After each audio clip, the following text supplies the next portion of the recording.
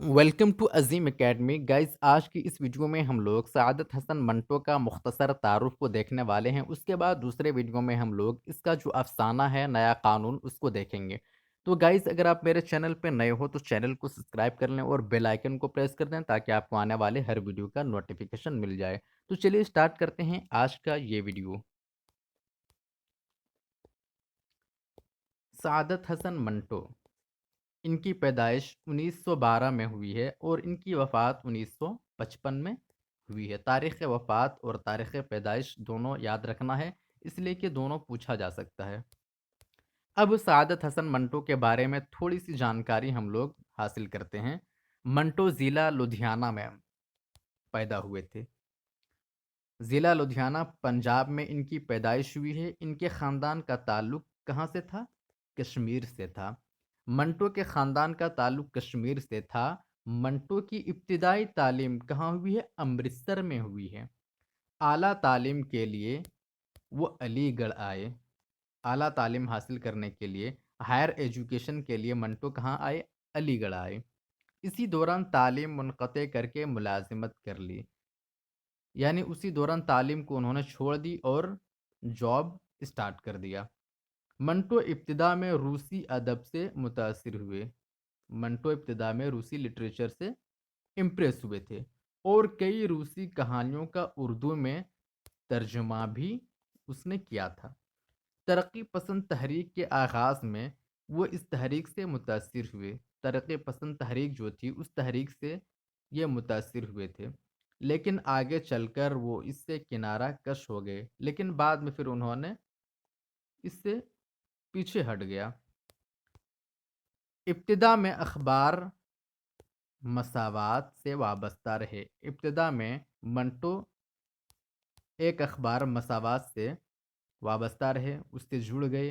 फिर हफ्त रोज़ा मुसव्विर से वो जुड़े और उसमें मुदीर की हैसियत से काम किया। आल इंडिया रेडियो से भी मुंसलिक रहे। कुछ अरसा फिल्मी दुनिया से भी वाबस्ता रहे। कई फिल्मों के लिए कहानियों के साथ साथ मुकालमे और स्क्रीन प्ले भी लिखे। मुल्क की आज़ादी के बाद 1948 ईस्वी में वो मुस्तकिल तौर पर कहाँ चले गए? पाकिस्तान, लाहौर चले गए। तमाशा। तमाशा मंटो का पहला अफ़साना था। ये एक इम्पॉर्टेंट चीज़ है कि मंटो का सबसे पहला अफ़साना कौन था? तो तमाशा मंटो का पहला अफ़साना था जो उन्होंने जलियांवाला बाग के सानहे से मुतासिर होकर लिखा था। और ये जो तमाशा है वो किस पर लिखा गया था? जलियांवाला बाग के सानहे से मुतासिर होकर उन्होंने लिखा था। मंटो ने अफ़साना निगारी में मौज़ू और हैयत के कई ऐसे तजुर्बे किए जो उनसे पहले अफ़साना निगारों के यहाँ नज़र नहीं आते। ये मंटो की ख़ुसूसियत है। मंटो के अफ़सानों की सबसे बड़ी खूबी क्या है? हकीकत निगारी है।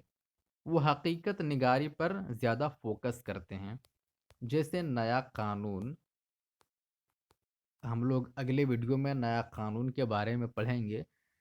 टोबा टेक सिंह के अलावा सियाह हाशिए के मुख्तसर अफसाने इस बात का सबूत हैं कि मंटो ने सियासी मसाइल और मौज़ूआत पर भी, सियासी, पॉलिटिकल और जैसे मौज़ूआत पर भी उन्होंने कलम उठाया है। अफसानों के अलावा मंटो ने ड्रामे, खाके, अदबी और फ़काहिया मज़ामीन तहरीर किए और एक नावल बिला उन्वान भी शाये हुआ। बिला उन्वान किसका नावल है? ये मंटो का नावल है।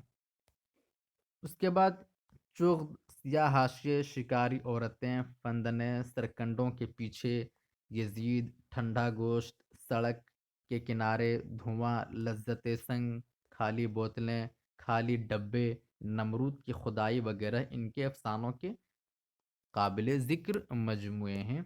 ये पूरा मंटो के अफसानों के मजमूए हैं। इसको भी आप याद रख लें, ये भी याद रखने वाली चीज़ है। तो ये था सआदत हसन मंटो का मुख्तसर सा तारुफ और उनकी किताबों की जानकारी।